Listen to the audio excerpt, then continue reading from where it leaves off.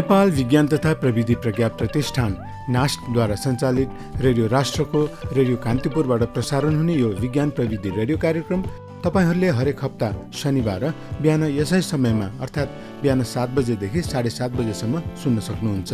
र यो कार्यक्रम सुन्दै गर्नुहुने सम्पूर्ण श्रोताहरूमा म प्रिय दर्शनको न्यानो नमस्कार। श्रोताहरू, हरेक हप्ताको शनिबार चाहिँ आज पनि हामी 3वटा स्तम्भहरूको साथमा उपस्थित भइसकेका छौँ, जसअनुसार रोचक जानकारीहरू, विज्ञान र वैज्ञानिकका कुरा र अन्त्यमा तपाईहरूले नै पठाउनुभएका प्रश्नहरूको उत्तर दिने स्तम्भ हुनेछ। तपाईहरूका प्रश्न र हाम्रो उत्तर र कार्यक्रम पनि सुरु गरौँ हाम्रो पहिलो स्तम्भ रोचक जानकारीहरूबाट। सर्पको जिब्रो किन बीचमा फाटेको हुन्छ? सर्पले सुन्न सक्दैन। यसले आफ्नो शरीर मार्फत जमिनको कम्पन मापन गरेर आफू वरिपरिको स्थितिको जानकारी राख्दछ। तर त्यसभन्दा पनि यसको भरपर्दो औजार हो जिब्रो। कसैको के धारणा रहेको छ भने बीचमा फाटेको सर्पको अनौठो जिब्रोले नै हामीलाई टोक्ने हो। तर यो धारणा बिल्कुल गलत छ। सर्पको फाटेको जिब्रो हाम्रो लागि हानिकारक हुन्न।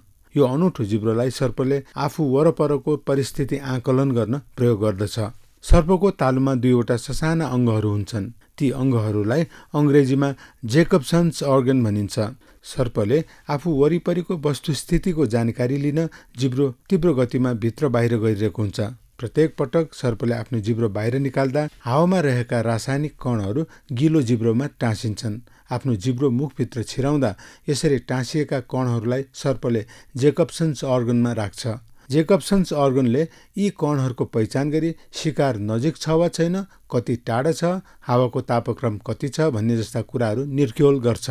जेकब्सन अर्गनले जिब्रोका दुवै चुच्चोहरूमा शिकार पहिचान गर्ने कणहरू प्राप्त नगर्दासम्म सर्पले शिकारको पिछा गरिरहन्छ। जब जिब्रोको एउटा मात्र चुच्चोमा शिकार पहिचान गर्ने कणहरू प्राप्त हुन्छ तब त्यसले शिकार कता छ थाहा पाउँछ र सोही दिशातिर त्यो हानिन्छ। कमिलाहरू कसरी लस्करै हिँड्न सक्छन् त? घरको भित्तामा होस् या बगैँचामा अथवा गुलियो चिज पोखिएको कुनै पनि ठाउँमा किन नहोस्, तपाईँ हामीले राता काला कमिलाहरू देखा पर्ने गरेको पाउँछौँ। गुलियो चिज पोखिएको छ भने त्यहाँ कमिला नआओस् भनेर हतार हतार पुच्छौँ। तर गुलियो चिजको थोरै भन्दा थोरै मात्रा पनि पुछ्न छुटेको छ भने केही बेरमा नै कमिलाहरू लस्करै आइपुग्छन्। कमिलाहरू आफ्नो वासस्थान पनि त्यही बाटो भएर फर्कन्छन्। कमिलाको यस्तो अनौठो व्यवहारबारे उत्सुक नहुने बिरलै होलान्। कमिलाहरूले बाटो निर्माण गर्दा आफ्नो शरीरमा रहेको ग्रन्थीबाट ट्रेल फेरोमोन रसायन छोड्दछन्। चाँडै उडेर जाने भएकाले उनीहरूले लगातार रूपमा यो रसायन आफ्नो बाटोमा छोडिरहेका हुन्छन्। खाद्य वस्तु रहेको ठाउँबाट आफ्नो वासस्थान फर्किरहेका कमिलाहरूले बाटोभरि यो रसायन छोड्दछन्। अरू कमिलाहरू यही रसायनलाई पछ्याएर वासस्थान फर्कन्छन्। खाना ओसार्न सकिएपछि कमिलाले रसायन उत्पादन गर्न छोड्छ। यसबाट अरू कमिलाहरूले खाना सकियो भन्ने सूचना पाउँछन् र उनीहरू नयाँ ठाउँमा खाना खोज्न जान्छन्। यसरी बनाएको बाटोमा कुनै अवरोध पैदा भएको छ भने कमिलाहरू केही समय दुविधामा पर्छन्। त्यसपछि त्यो कमिला यताउता गर्दै बाटो खोज्न थाल्छ। यसरी बाटो खोज्ने क्रममा पनि उनीहरूले ट्रेल फेरोमोन छोडिरहेका हुन्छन्। यो कुरा जाँच्न तपाईँले एउटा सामान्य प्रयोग गर्न सक्नुहुन्छ। कमिलाहरू लस्करै हिँडिरहेको बाटोमा आफ्नो औँलाले बाटो मेटाउनुहोस्। कमिलाहरू केही समयको लागि दुविधामा पर्छन्, तर केही समयपछि पुनः बाटो पहिल्याउँछन्। यी रोचक जानकारीहरूपछि अब दोस्रो स्तम्भ विज्ञान र वैज्ञानिकका कुराको पालो। विज्ञान र वैज्ञानिकका कुरामा आज हामीले 2वटा सामग्रीहरू ल्याएका छौँ। पहिलोमा छ वैज्ञानिक परिचय र त्यसपछि वायु प्रदूषण सम्बन्धी एक जानकारी। आज वैज्ञानिक परिचयमा हामीले वैज्ञानिक जोन डाल्टनको परिचय ल्याएका छौँ, जसलाई प्रस्तुत गर्दै हुनुहुन्छ हाम्रा सहकर्मी लिपिका कर्माचार्य।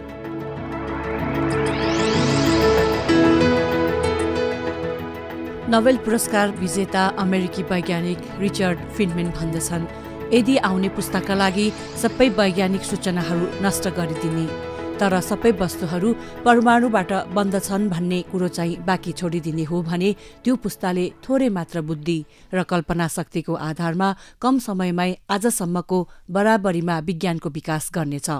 आधुनिक रसायनशास्त्रको विकास र रसायनशास्त्र एवं भौतिकशास्त्र बीचको सम्बन्धको स्थापना परमाणुको अन्वेषणबाट नै भयो र यसले विज्ञानमा एउटा नयाँ क्रान्ति नै ल्याइदियो।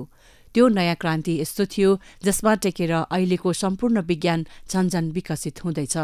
विज्ञानमा त्यस्तो महत्त्वपूर्ण क्रान्ति गर्ने परमाणु विज्ञानलाई जन्म दिने ती महान व्यक्ति जोन डाल्टन हुन्।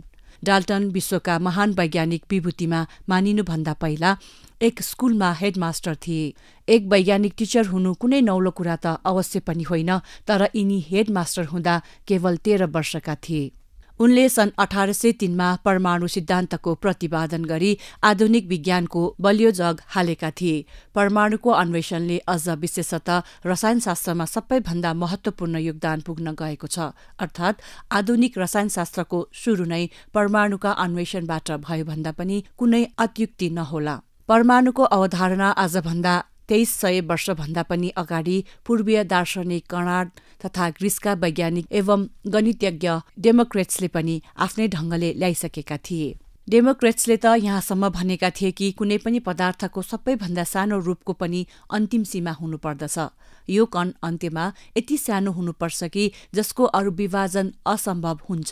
कणको यो पराकाष्ठको नाम डेमोक्रेट्सले एटम राखेका थिए, जसको ग्रीक भाषामा अर्थ हुन्छ अवेद। अणुको यो सिद्धान्त साँच्चै नै यति पुरानो छ भने हामी त्यसको लागि डाल्टनलाई किन यत्रो सम्मान दिन्छौं? कुरा यो छ कि जोन डाल्टनले रासायनिक तथ्यको आधारमा परमाणु सिद्धान्तलाई अगाडि सारे।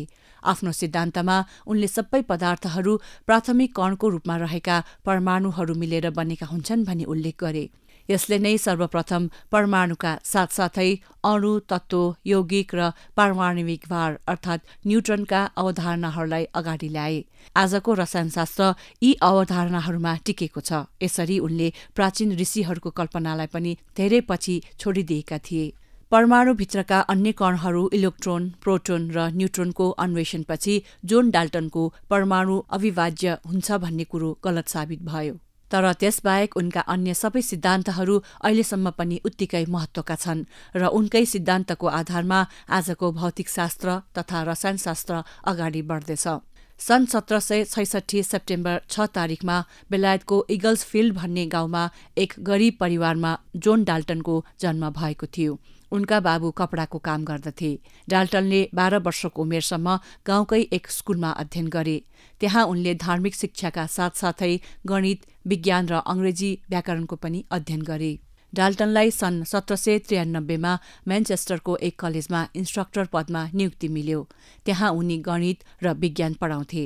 तर कलेजमा पढाउँदैमा दिन बित्दै गएकाले उनी आफ्नो दिनचर्याबाट सन्तुष्ट हुन सकेनन्। उनी केन्डलमा रहँदा एक प्रसिद्ध विद्वान जोन गफसँग सम्पर्क भयो। यी गफ जन्मैदेखि अन्धा थिए, किन्तु अनेक भाषामा निष्णाता थिए र 20 माइलभित्र म्यानचेस्टरमा जति पनि रुख बिरुवा थिए ती सबैलाई उनी स्पर्श, गन्ध र स्वादद्वारा चिन्दथे।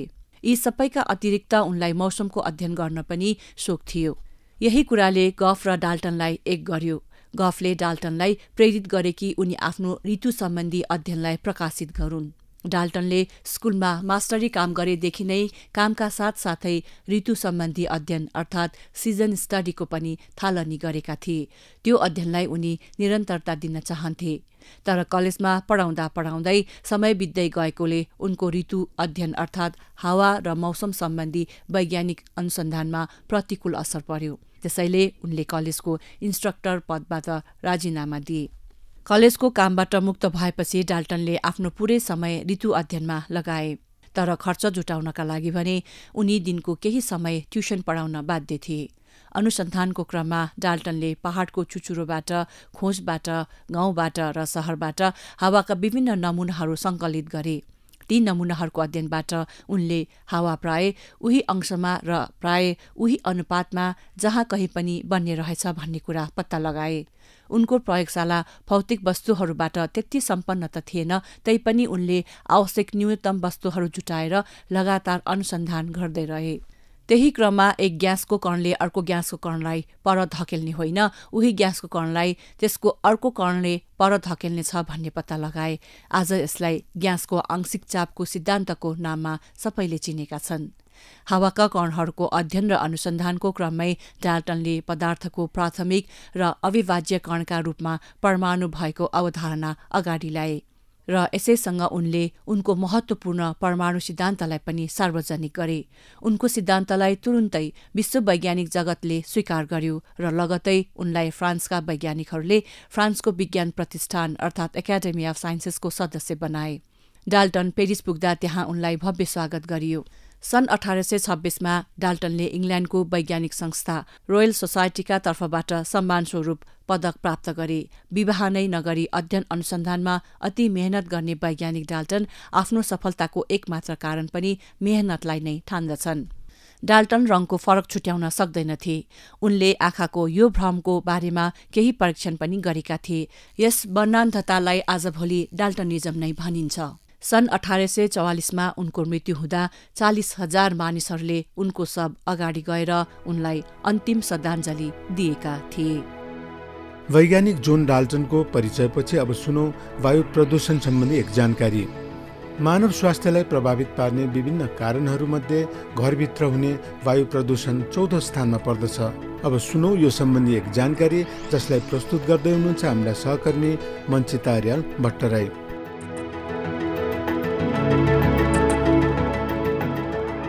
मानव स्वास्थ्यलाई प्रभावित पार्ने विभिन्न कारणहरूमध्ये घरभित्र हुने वायु प्रदूषण 4औं स्थानमा पर्दछ। विश्व स्वास्थ्य संगठन WHO का अनुसार घरभित्र हुने वायु प्रदूषणका कारण प्रत्येक वर्ष विश्वभरिमा 16 लाख मानिसको मृत्यु हुने गरेको र यसरी मृत्यु हुनेमा महिला तथा बालबालिका प्रमुख रहने गरेको पाइएको छ। नेपालमा हरेक वर्ष काठ, गुइठा, मट्टीतेलजन्य हिटर तथा ब्रिकेट आदि बाल्दा घरभित्र हुने वायु प्रदूषणका कारण मानिसको मृत्यु हुने गरेको समाचारहरू बेला बेलामा सुन्ने गरिन्छ।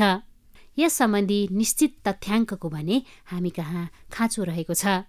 यसरी घरभित्र हुने वायु प्रदूषणबाट nitrogen dioxide, sulphur dioxide, carbon monoxide आदि ग्यास निस्कने गर्दछन्।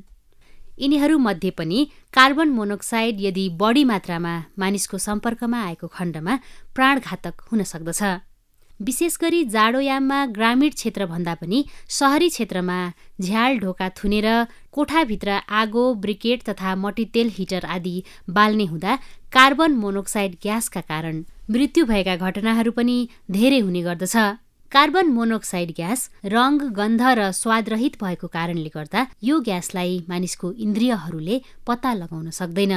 बन्द कोठाभित्र ब्रिकेट, कोइला आदि बाल्दा त्यहाँ भएको अक्सिजनको मात्रा बिस्तारै घट्दै गएर कार्बन डाइअक्साइडको सट्टा कार्बन मोनोअक्साइड बन्न जान्छ। जुन ग्यास हाम्रो रगतमा रहेको हेमोग्लोबिनसँग मिलेर कार्बोक्सी हेमोग्लोबिन बनाउँछ।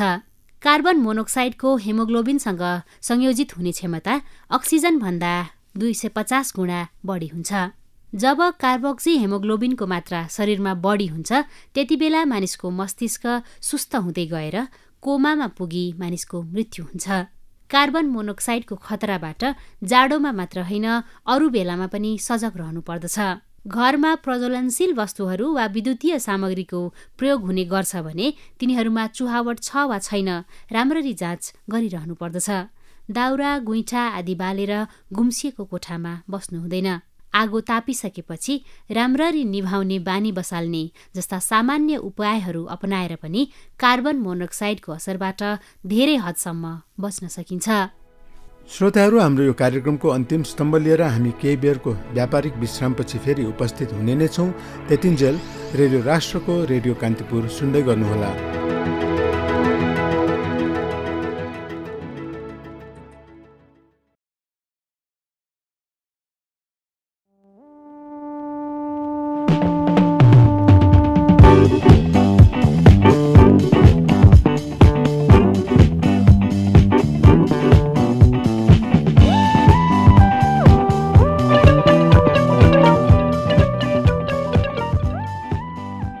यो छोटो व्यापारिक विश्रामपछि तपाईहरूले नै पठाउनुभएका प्रश्नहरूको उत्तर दिने स्तम्भ अर्थात् तपाईँहरूका प्रश्न र हाम्रो उत्तरको पालो भएको छ।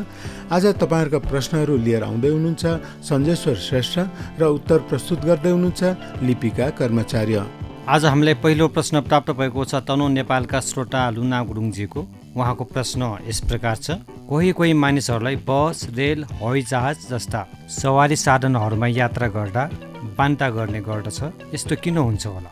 तनहुँकी लुना गुरुङज्यू, हाम्रो कानभित्र 3वटा अर्धवृत्ताकार नलीहरू अर्थात् सेमाई सर्कुलर क्यानल हुन्छन्।